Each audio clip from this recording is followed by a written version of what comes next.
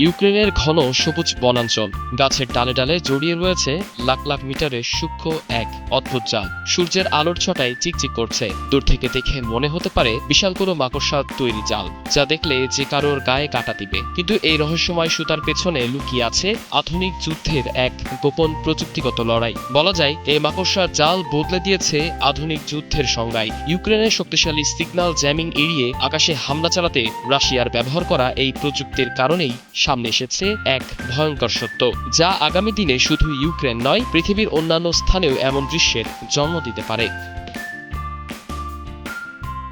সম্প্রতি ইউক্রেনের 17তম ব্রিগেড ভবচান্স অঞ্চলের একটি বনে গাছের ডালে কেবলের এমন বিপজ্জনক জটের ছবি ও ভিডিও প্রকাশ করেছে। কিন্তু কেন জমা হচ্ছে এসব কেবল? মূলত ইউক্রেনীয় বাহিনীর সংকেত ব্লক করার প্রযুক্তি এড়িয়ে চলতেই রাশিয়া ফাইবার অপটিক চালিত বিশেষ ড্রোন ব্যবহার করছে। সাধারণ ড্রোন ওয়্যারলেস প্রযুক্তি থাকায় তার সিগন্যাল সহজে জ্যাম করা সম্ভব। কিন্তু এই ধরনের ড্রোন ওড়ার সময় পেছন থেকে একটি রিল খুলে অত্যন্ত সরু কিন্তু শক্ত ফাইবার কেবল বিছাতে বিছাতে সামনের দিকে এগিয়ে যায়। ড্রোনটি লক্ষ্যবস্তুতে আঘাত করে ধ্বংস হলেও সেই কেবলগুলো বনের গাছে ও মাটিতে চিরতরে পেঁচিয়ে আটকে থাকে।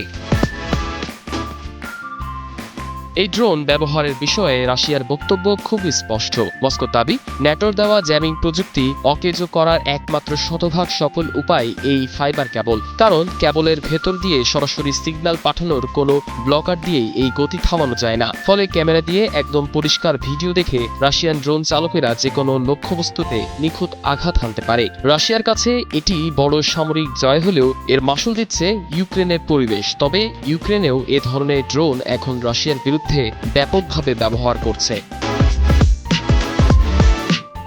একদিকে পরিবেশবিদরা বলছেন, অপচনশীল এসব কোটি কোটি মিটারের ফাইবার কেবল কখনো পচে নষ্ট হয় না। বনের গাছে জালের মতো পিছিয়ে থাকায় এগুলো পাখিসহ নানা প্রাণীর বেঁচে থাকার মারাত্মক মৃত্যুফাদে পরিণত হয়েছে। এমনকি বনের পাখিরা এই কেবল কুড়িয়ে এনে বাসা বাঁধছে। এছাড়া রোদ বৃষ্টিতে এগুলো ভেঙে ক্ষতিকর প্লাস্টিক মাটিতে মিশছে, যা মাটির উর্বরতা ও ভূগর্ভস্থ পানি নষ্ট করছে।